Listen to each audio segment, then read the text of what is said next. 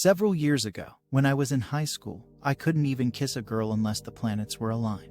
In my sophomore year, I flirted via text with a girl from another school almost daily for months, simply because she was hot and had me put my arm around her once. Months go by with maybe 1 or 2 awkward meetings, and then she got a boyfriend. I wasted all of that time chasing a girl that did not respect me but stayed in contact with me for validation. I knew things needed to change, so I started reading all sorts of material on pickup.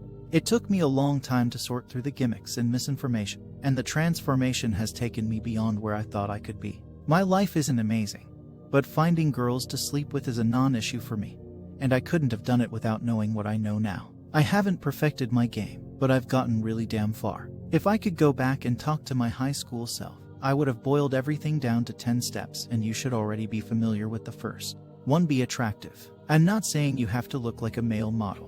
I'm a few inches below average height, incredibly pale, and have mediocre teeth, mild acne scars, and dry skin. If you looked at my photo from early high school, you'd see someone who definitely didn't have a lot going for him. So how am I attractive now? I pay great attention to detail when it comes to hygiene, fashion, and physical health. I have hobbies that I am passionate about, and I am a hard worker with a positive outlook. This part is so important because it is the foundation for all that follows. If you aren't confident in your own body, you can't expect to find a girl that wants to sleep with you.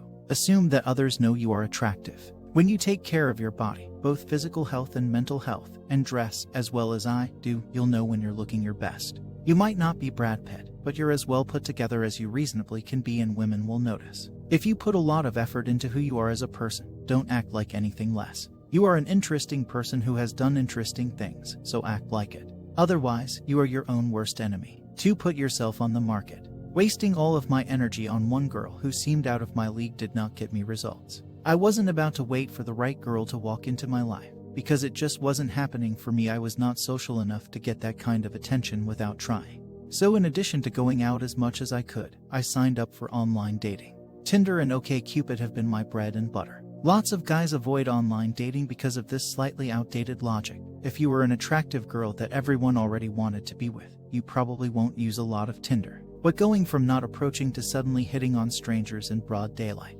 Let's be honest, that's hard as hell for someone starting out, and it requires a lot of experience that not everyone has. If you learn the system, online dating gives you access to options you didn't know you had, and the rejections are much easier to take. 3. Advertise yourself. This is where you need to build a strategy for yourself to succeed. I built a very flattering profile for myself. It's well written, and I spent a lot of time collecting the very best photos of myself to use on my profile. Because of this, my match percentage is extremely high. Right now I have 15 matches, about half of which are currently local. Can you imagine what you could do with a pool of 750 potential partners? You can use other forms of dating, social apps, but Tinder has worked wonders for me. Let me tell you, I can consistently get 3 dates a week with about an hour total of effort. If you are in class or out at a bar and see a girl you find attractive, say hi. The only way to find potential partners is to reach out and contact them. You can work on your game by reading as much as you want, but experience and exposure is the only way you can really get better. 4. Set the date. Do not waste time texting without reason, and be aware that this situation is time sensitive. So many guys mess this up, including my high school self. If you met online, ask for the date within 5 minutes, 10 messages. If you met her at a bar, turn that first meeting into a date. How? See step 7 and try to isolate her from her friends. If you cannot escalate during that first meeting, the chances of having a second one go down significantly. Do not number close unless you have made plans with her for another meeting. Make sure you make the specifics of the date clear as soon as possible. If you want to go to Starbucks at 9 p.m. for a cup of coffee, then ask for exactly that. You asked for the date, so it's your responsibility to come up with the details unless she suggests an alternative. 5. Play it cool. Don't sweat it. If you've made it this far, you're on a date. You've done it. At this point, you just need to not mess up. In my part of the sales world, the average conversion per appointment is about 50%. 50 freaking percent. And these people are spending tens of thousands of dollars after one meeting. If a girl shows up to date, her guard is way further down than a client's guard is while sitting in front of a salesperson. She actually wants things to go well just like you do. So if you play your cards right, what do you think the odds are? I have gone on maybe 2 dates without at least a kiss closing in the past year. And I've been on more dates than I can remember. 6. Get her talking. She should do most of the talking. And how do you keep her talking? Use active listening skills to ask relevant questions about whatever she is already talking about.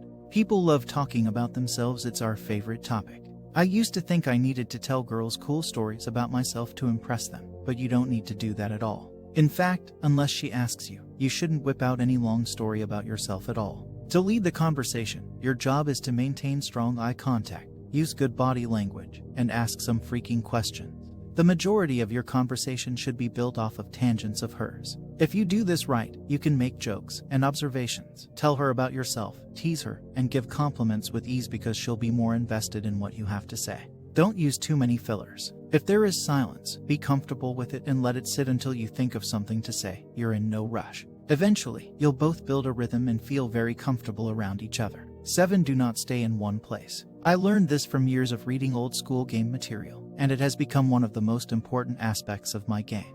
The idea is that by moving around, you will build a greater connection with the girl because it feels like you have spent more time together. That way, you get to have a series of mini dates. Which of these situations sounds like better bonding activities? Sitting in a cafe for 2 hours and talking, or sitting in a cafe for 30 minutes, going on a walk for 30 minutes, sitting on a park bench for 30 minutes, and then walking back to your place to watch TV. Yeah, the second one. This also works to reposition yourself to your advantage. How are you going to put your arm around her or kiss her if you are sitting across the table from her? Literally just getting up and walking from one end of the bar to the other can dramatically change your situation. 8. Pull the trigger. If you've been doing this effectively, she will be very attracted to you. And if she isn't, then you probably won't be so attracted to her either if you're doing your job right. The only thing that kills the attraction is a lack of chemistry. The next step is to just go for it. This is my favorite part, and it is also where I feel the most nervous. You think things are going well, but you don't know for sure. You could inch closer to her and wait until she looks up at you and lets you know that it's time to kiss. It certainly seems like the safest route, until you realize that she's wanted you to kiss her for 20 minutes. A better approach would be to escalate it a bit more deliberately. Increase your eye contact by as much as possible without flat-out staring, and let the conversation slow until you are both pausing a bit. Move closer to her, closer than you would stand to one of your friends. Now give it a moment and read how she's dealing with the situation. If she hasn't really noticed, but looks comfortable and isn't pulling away to regain the physical space between you, go in for the kiss. Kiss her like you're both lead characters in a blockbuster hit, and the situation could escalate from there. 9. Close. Ask her to Netflix and chill at your place. Ask her if she wants to come to see that cool piece of artwork you made. Ask her if she wants to come over for coffee. It really doesn't matter what you say, because she knows at this point that she's not going back to your place to just watch Netflix.